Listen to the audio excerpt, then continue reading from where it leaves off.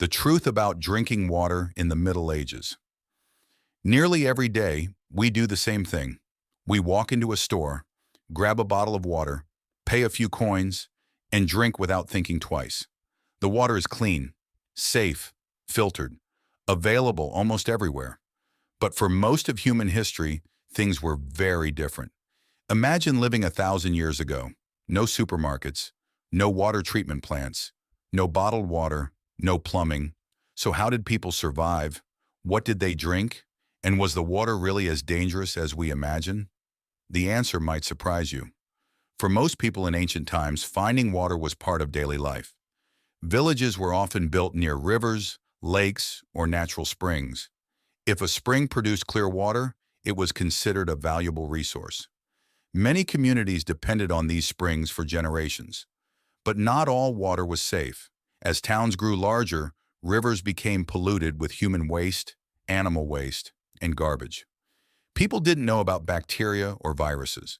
They had no idea what caused diseases like cholera or dysentery.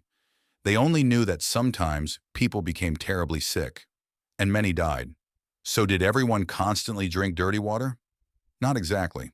One common myth is that people in the Middle Ages drank beer instead of water all day. There is some truth to this. Many adults drank a weak beer known as small beer.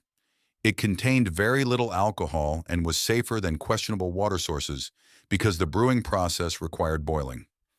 But water was still the main drink for many people, especially in rural areas with access to clean wells and springs.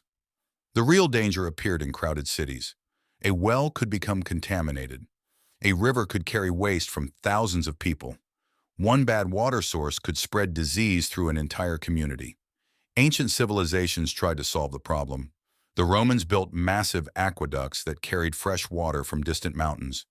Some stretched for dozens of miles. Public fountains supplied clean water to entire cities. For their time, it was an incredible achievement. Yet even then, water quality was never guaranteed. For most of history, people simply relied on experience. They learned which wells were safe, which springs produced the best water, and which rivers to avoid. It wasn't science, it was survival. Everything changed in the 19th century. Scientists finally discovered that invisible microorganisms caused many deadly diseases. Cities began filtering water, building sewage systems, and treating drinking water before it reached homes. For the first time in history, millions of people could trust the water coming from a tap. Today, we rarely think about it. We open a bottle, turn on a faucet, or fill a glass from the fridge. But every sip is something our ancestors could only dream of. Because for thousands of years, finding clean water wasn't a convenience. It was a matter of life and death. The next time you open a bottle of water, take a moment to think about it. For most of human history, clean drinking water was a luxury. People relied on rivers, wells, and springs, never knowing if their next drink would make them sick. Yet somehow, generation after generation survived. If you enjoyed this journey into the past, don't forget to like, subscribe, and turn on notifications for more fascinating stories from history. Thanks for watching, and I'll see you in the next story.